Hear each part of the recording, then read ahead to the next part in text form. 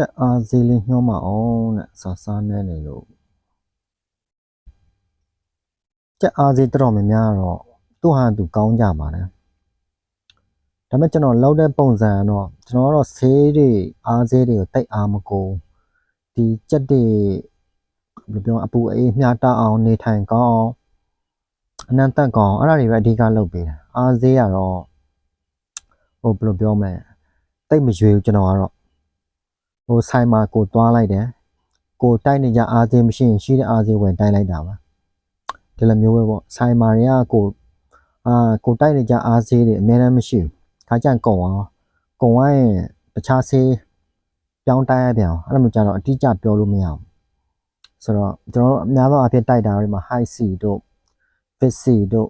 အဲ့ဒါတွေပေါ့တော်တော်များများတော့အဲ့ဒါတွေပါပဲသူကသဘောတရားတော့တူပါပဲအားဈေးကတော့ဒါပေမဲ့သူကငကိုတဲကသူက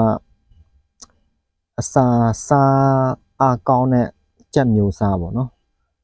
အဲ့ဒါကို तू ကသူ့ကျမ်းမကြီးကောင်းလို့ဆင်အားဈေးတိတ်ကူးစရာမလိုသူစားတာအားဈေးမတိုက်လဲသူစားတယ်သူဘယ်လိုပြောမလဲအပူအေးမျှတအောင်လေနေတော့ကောင်းသူနေထိုင်လို့ကောင်းကိုကအဓိကလုပ်ပေးရမှာဒါကကျွန်တော်လောက်တဲ့ပုံစံနော်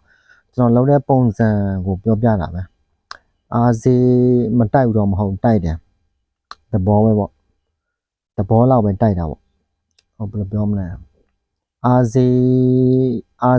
တိုက်ပြီးတော့အစာစားကောင်းအောင်မလုပ်ဘူးကျွန်တော်လုပ်တဲ့ပုံစံပေါ့စနေထိုင်ကောင်းအောင်လုပ်တယ်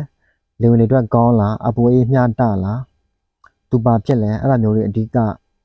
view site တာပေါ့ဆေးဝါးတွေကကျွန်တော်ဒီလောက်အားမကိုသူ့ဟာသူကျမ်းမာရေးကောင်းလို့ဆင်နေထိုင်ကောင်းရင်ဒီကြက်မျိုးကအစာစားတာဒါ तू ကပြောမဆိုရင်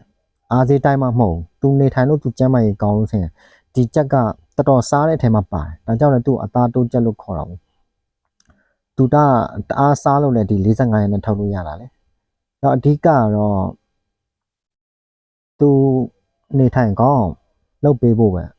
အဲ့ဒါပဲအကြံပေးခြင်းအားစေးတွေကတော့တိတ်ပြီးတော့ဘယ်လိုပြောမလဲခေါင်းထဲကြီးမတိတ်မထည့်ထားနဲ့ဟိုအားစေးမှကောင်းတယ်လို့ဒီအားစေးမှကောင်းတယ်လို့ကျွန်တော်အားစေးတော်များတိုက်ဘူးတယ်အဓိကအားစေးတိုက်ပြီးတော့ကိုကြက်က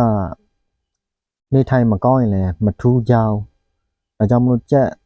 နေထိုင်ကောင်းအောင်ပဲအဓိကထားပြီးလုပ်ပေးတယ်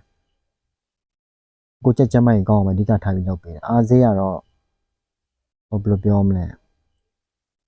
သဘောလောက်ပဲပေါ့တအားကြီးမရှိရင်လည်းမတိုက်တော့အဲ့ဒီပုံစံမျိုးလောက်တာကျွန်တော်လောက်တဲ့ပုံစံပေါ့လေ